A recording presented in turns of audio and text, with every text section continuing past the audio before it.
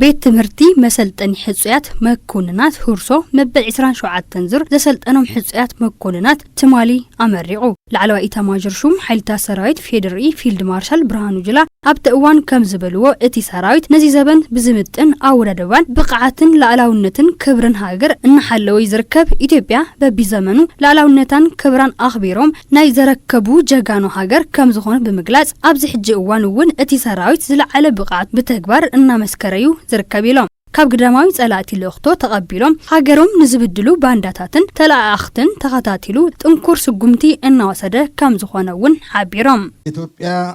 አገራችን ሀገርና ኢትዮጵያ ንዘበናት ዝተፈተነትሉን እናተፈተነትሉን ዘላን ይኹን እምበር ንፈተናታት ሁሉ ዘይምብርከኽን ዘይሰዓርን ናይ ጀጋኑ መሬት ያም ላዕላውነታ ናጽነታን ነኽቢራ ዝጸንሐት ኩርዓትን ተምሳሌትን ጸለምቲ ህዝብታት ዝኾነት ናይ ጀጋሩ ሃገር እውን ያም ንሕና ኣባላት ሰራዊት ምክልኻል ላዕላውነት ሃገርና ክሳብ መወዳእታ ብምቀላስ ሃገርና ካብ ጸላእቲ ውሽጢ ንወጻእ ንምክልኻል ዝተዳልና ሃገርና ንምክልኻል ልምዲ ካብ ቦታትና ዝወረስና ናይ ጀጋኑ አርበኛታት ህዝቢ ወለዶይና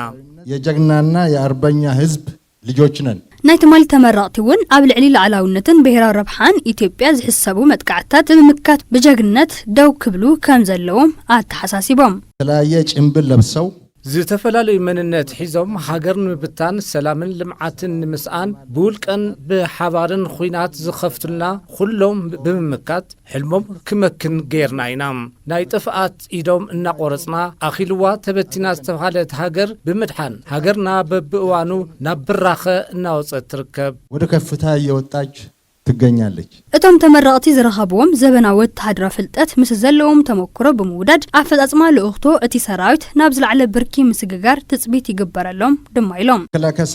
ሰራዊት ምክልኻል ሃገር ሉዓላውነት ሃገር ንምድፋርን ሰላም ንምዝራግን እናተንቀሳቐሱ ዘለው ናይ ውክልና ዓምዲ ተሸከምቲ ዝኾኑ ቁጽራት እናደምሰሰ ጉዕዞ ዕቤት ኢትዮጵያ እናቐጸለ ይርከብ ንስኹም ተመራቕቲ እውን ናብዚ ሰራዊት እዚ ስለ ዝተሓወስኹም ጅግንነቱን ሓርበኝነቱን ናብ ዝለዓለ ብርኪ ብምስጋር ተረፍ መረፍ ጸላኢ ናይ ምጽራይ ትልሚ በመሓዝ ናብ ሰራዊት ምምላስ ይግበአኩም ወደ ሰራዊታችሁ መመለስ ይጠበቅባችኋል